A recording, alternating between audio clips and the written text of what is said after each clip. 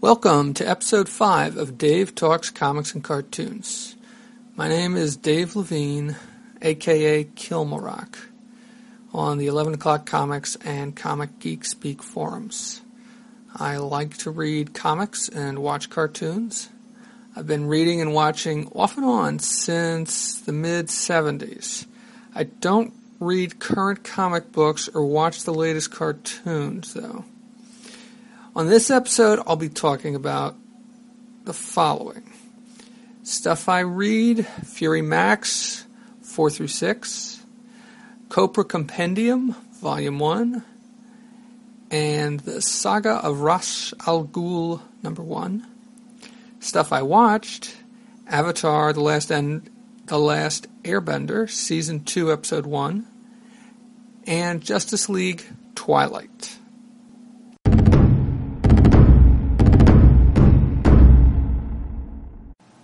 Fury Max, this is the original miniseries written by Garth Ennis, drawn by Derek Robertson and Jimmy Palmiotti. In a previous episode of Dave Talks Comics and Cartoons, I talked about the first 3 issues. At this point, I have finished reading the series, and I'm much more impressed with it now. It really wasn't until it seemed the series and Fury in particular, Nick Fury in particular, started to seem a little more nuanced, a little more three-dimensional, that it seemed more worth my time. The ending battle was over-the-top violent, possibly a little bit gratuitously so, hyper-realistically so, but it is what it is. This is a character from the Marvel Universe. This isn't one of his Battlefields books, Garth Ennis's Battlefields books, which he did for, I believe, Dynamite. The ones of which that I've read are very good. And honestly, I think that I prefer those to this, and I almost prefer that he not take this sensibility that he, with a character like Nick Fury, because then you've got to mix in Nick Fury as he's existed. Sure, you don't have to take everything, but there's a certain amount of baggage there, and it's, I don't know, I just prefer the books.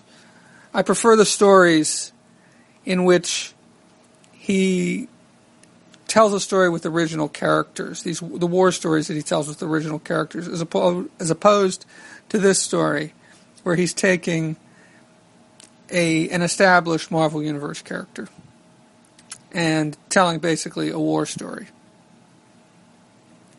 Getting back to the main character, Nick Fury becomes much more fleshed out over the course of the last 3 chapters.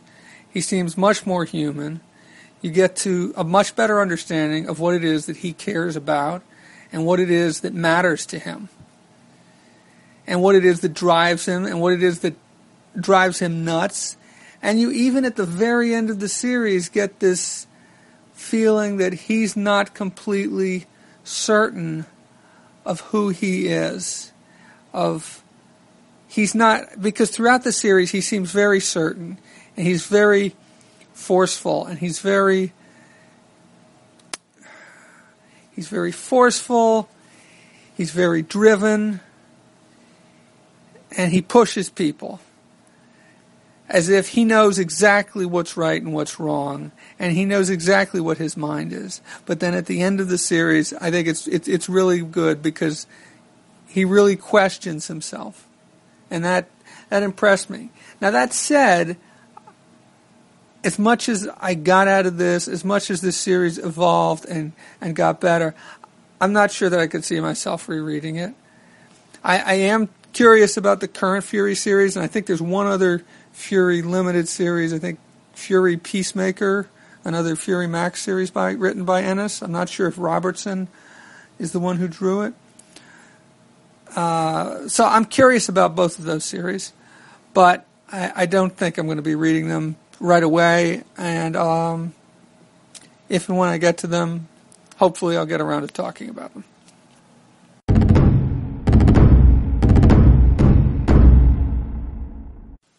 Volume 1 of the Copra Compendium, and I'm not sure if it's Copra or Copra, but I prefer Copra.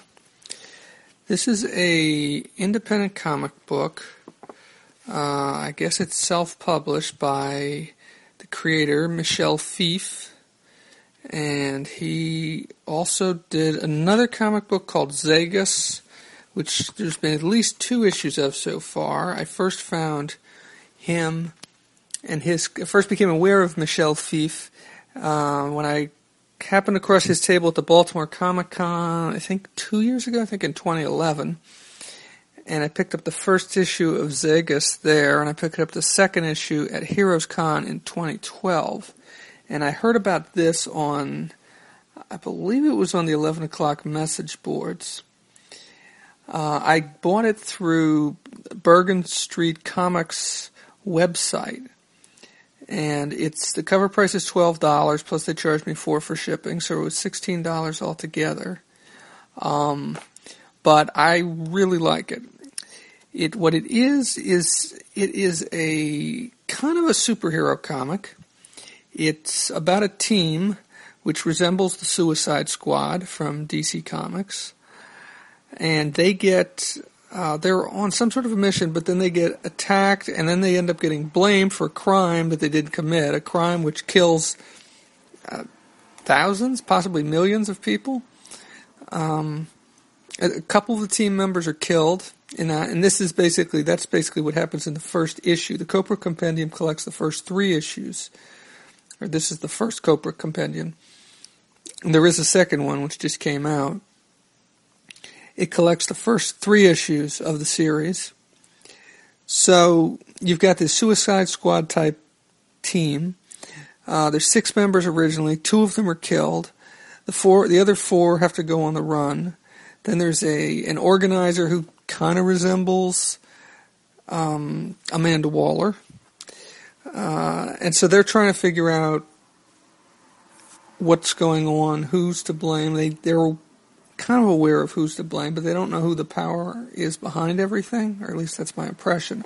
And I've got to say that this comic book really is one that bears rereading, because it is kind of hard to tell what's going on and to figure it out. It's not big on exposition. What it is big on is beautiful artwork and interesting design work. There are both sci-fi and magic elements in it. There are characters, once again, who resemble characters from the DC and Marvel universes. As I already mentioned, there's a character who resembles Deadshot that shows up late in the series in the 3rd issue. There's another character who could be an analog for either Deathstroke or maybe Bronze Tiger. I'm not sure.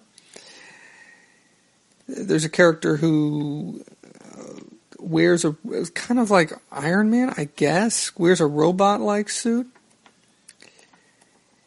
And then there's also a couple who show up in the 2nd issue who resemble Doctor Strange and Clea from the Marvel universe. So like I said, this story is really a visual feast. I really love the things he does, especially with the magic scenes with Vincent, who's the Doctor Strange, Vincent and Xenia, who are the Doctor Strange and Clea type characters. Does interesting things with the panel layouts and breaking the panel borders, and I love his colors. And if you like this kind of look, you really should check out Zagas also, because it's another great book. So at this point, it's still kind of hard to tell exactly what's going on, but I love the look of it so much that I don't really care too much.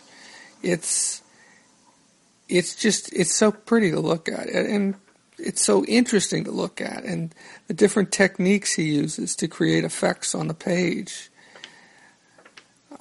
Hopefully, the second Copra Compendium will help to expand some of this. and give more of the story. But once again, I think it's a book that's much bigger on the visuals than it is on the on exposition. But if you like the Suicide Squad and you like things, and his artwork has kind of a European feel to it. If you like some of the stuff from heavy metal, a little bit, just some of the details and the fine lines he uses. Not all of his lines are fine, but a lot of thin lines. If you like that kind of stuff and there's weird science fiction type elements, then I'd say Copra is a book you should really look into. And if you can't find him at a convention, and I'm not really sure what conventions he's going to be showing up at, I'm hoping he will be at Baltimore, since I will be going to the Baltimore Comic-Con this year. Then your best bet to get this is to visit the Bergen Street Comics website, and you can order it from there.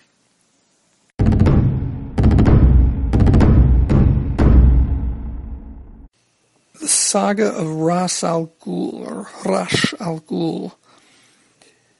A few episodes back, I mentioned that I had picked up a miniseries that reprints the first appearances of Ra's al Ghul.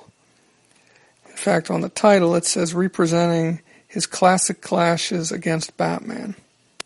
So far it's a 4-issue series, and the other draw for buying this is that a number of the stories are drawn by Neil Adams, and unlike some of the other hardcover reprints that have been done of Neil Adams stories, his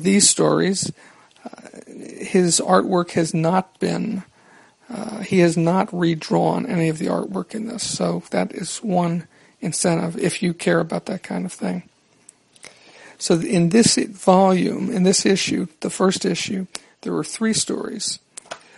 The first one is includes the first appearance of Talia, Ra's al Ghul's daughter, and it is called Into the Den of the Death Dealers, and it is from Detective Comics 411.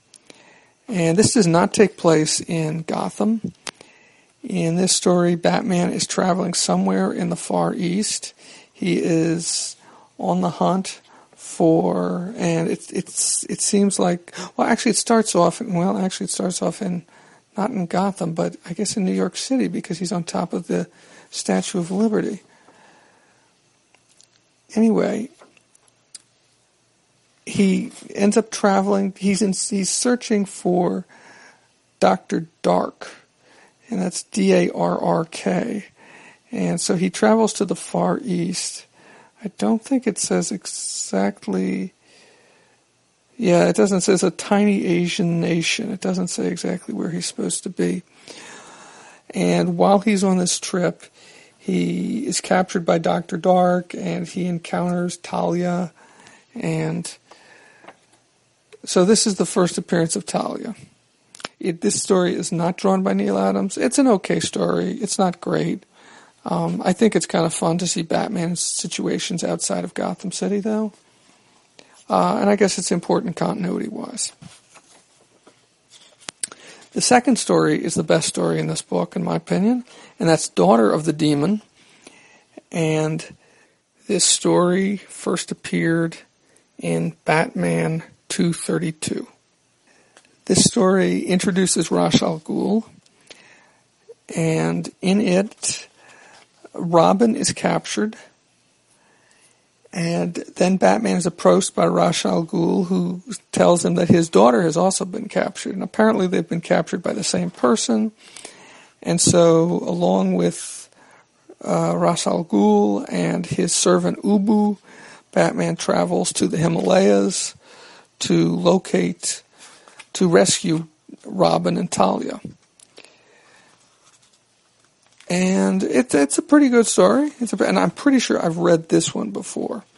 Pretty sure I read this one back in the day, either the original or in another reprint of this story. But it's kind of an introductory story. It's not. It's it's setting up a lot of things for things to come. And I guess the real draw here is Neil Adams' artwork. And if you like seeing Batman outside of his element, outside of Gotham City, like I do, not that I don't enjoy, I also enjoy the Gotham City stories, but then this could be a fun one. And then the final story in this has absolutely nothing to do with Batman or Ra's al Ghul, and it's a Western. The connection, I guess, is that it's drawn by Neil Adams. It's a story of El Diablo, and as I understand it, it's the first appearance of El Diablo.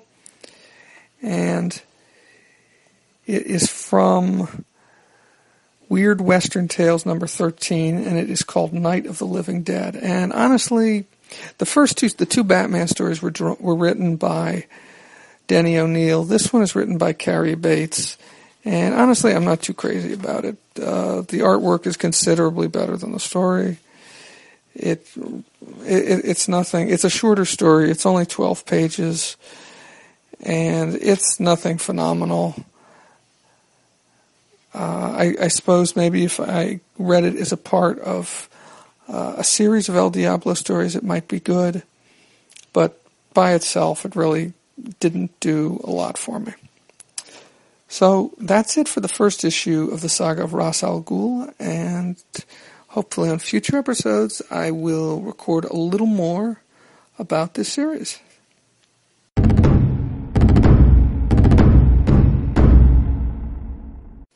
couple of quickies.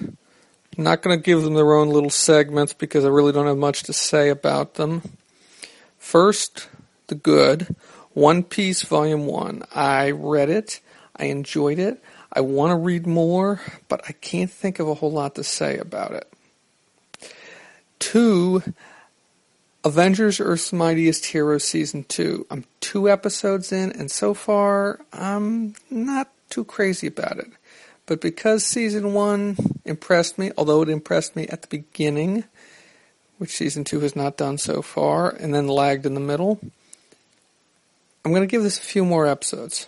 But so far, not so hot.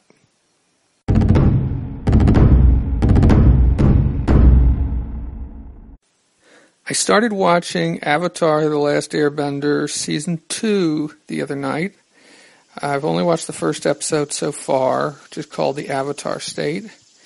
And I was able to watch the first season on Netflix streaming, but they took it off of Netflix sometime a month or 2 ago.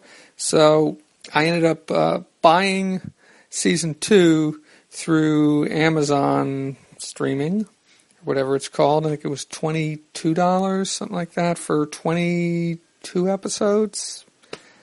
About $1 an episode. Didn't seem too bad. And so far, I love it. I thought the first episode was great. I liked how the story was split. You've got story A, which is Aang and Katara and Sokka, and it opens with them leaving I don't think they're at the North Pole, which is where they were at the end of Season 1, but they're splitting up with some of the people from the North Pole, and they're traveling to the Earth Kingdom. And for the most part, their story, part of the story deals with them dealing with this general from the Earth Kingdom who has heard about what Aang did at the end of Season 2, or at the end of Season 1, and is convinced that that's what they need in order to defeat the Fire Kingdom. And so their story is all about him trying to force Aang, to train Aang, and then force him later on to go into this avatar state where he becomes super powerful. And eventually he does, but the outcome isn't exactly what he wanted. And then the other story, which is just as interesting, possibly more interesting, is the story of Zuko and his uncle, who were... It's a little unclear to me what they're doing, but Zuko still has his eyes set on capturing the Avatar, capturing Aang. And anyway, they receive a visit from Zuko's sister, whose name I cannot recall, but she has been ordered by their father to capture Zuko and his uncle and bring them back. And of course, at first she tries to deceive them that their father just wants him to come home, and she's there to escort him home, and then he finds out. Anyway, I think it's setting things up nicely, because in the first season you had Zuko being the bad guy, the ultimate bad guy, and now his sister seems even more evil than him, and so he's kind of caught in between his sister and Aang, and he has allied himself with Aang at least once, but it always seems to be because he wants to be the one to capture Aang and to bring Aang in, and he still isn't completely convinced that of what seems to be the truth, which is that his father wants to have nothing to do with him, and that his father sees him as a disgrace. So I'm really curious to see how Zuko's new status in the Fire Kingdom and his relationship with his sister will change things, how it may change his relationship with Aang, and how all the other things work out. So I thought it was a great opening to this season, and I'm really looking forward to seeing how the season unfolds.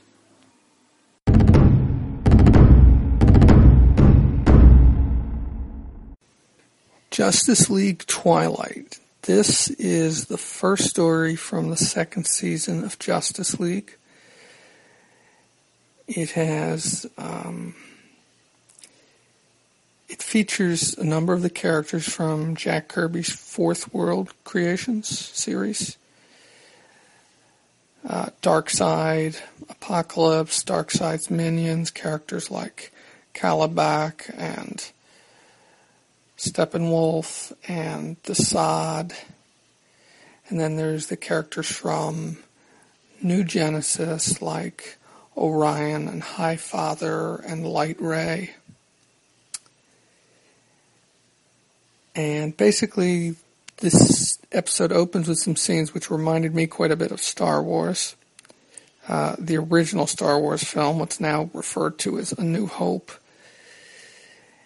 And in it, some of Darkseid's ships are being attacked by some mysterious and getting beaten very badly.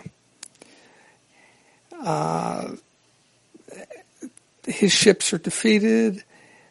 His planet, Apocalypse, comes under attack, and he turns to the Justice League for help. At first, Justice League refused, basically because Superman doesn't want to help them. But it sounds like if they don't help him, whoever defeats Darkseid will gain all of his knowledge, and Earth will be next. So they go to, well, they split into two teams. And for the most part, the rest of this two-part story, they're split into two teams. Team A is Superman, Hawkgirl, and Martian Manhunter. And that team goes to Apocalypse to take on the threat that's attacked Apocalypse. And that threat turns out to be Brainiac.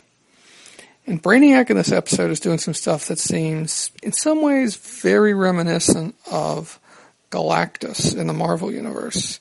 He seems to be trying to drain Apocalypse of its energy. I don't know, just the whole way that he sets up and he just seems to assemble this machine, and it's very reminiscent of Galactus, certainly Galactus' first appearance back in Fantastic Four 48. Where he lands on Earth and sets up this machine to suck the energy out of Earth, or whatever it is he does. Anyhow, with the combined efforts of Superman and Hawkgirl and Martian Manhunter plus Darkseid, they are able to chase off Brainiac. But they go after Brainiac, and they find him in another scene, which reminds me also of Star Wars, because Brainiac's on this asteroid, and it kind of reminds me of the scene where the Death Star first shows up in Star Wars, and they get sucked into the Death Star on a tractor beam. Anyway, that's the end of the Star Wars comparisons. There may be other valid ones, but that's the end of the ones that I saw. So then another battle ensues with Brainiac on his asteroid or planetoid or whatever it is. Meanwhile, Team B is Batman and Wonder Woman. And they travel to New Genesis to meet with Highfather and whomever else. It's a little unclear to me as to why they travel there. I mean, it sounds like Superman is wary of Darkseid and doesn't completely trust him. And there's certainly reason for that. But they don't really, I mean, the big accomplishment while they're on New Genesis is to recruit the aid of Orion. So eventually the team comes back together and they battle, and there are some double crosses. Darkseid, of course, turns out is not completely honorable. Has he ever been? Anyway, it's a pretty good story, but the parts that take place on New Genesis, I'm not too crazy about. I mean, they certainly don't fill up the story. There's a lot more devoted to the parts that take place with the battle with Brainiac and Darkseid. So on the whole, it's a good story. Not my favorite, but worth a look, especially if you like stories that involve the new gods and the fourth world characters like Darkseid and Orion. And it also has me wanting to go back, as I understand, and watch some of the Superman the Animated Series episodes that feature the fourth world characters, which I don't think I've seen those episodes before. So, Justice League Twilight, good but not great. And if it sounds like something you like to watch, then it's available on Netflix, and it's probably worth your time.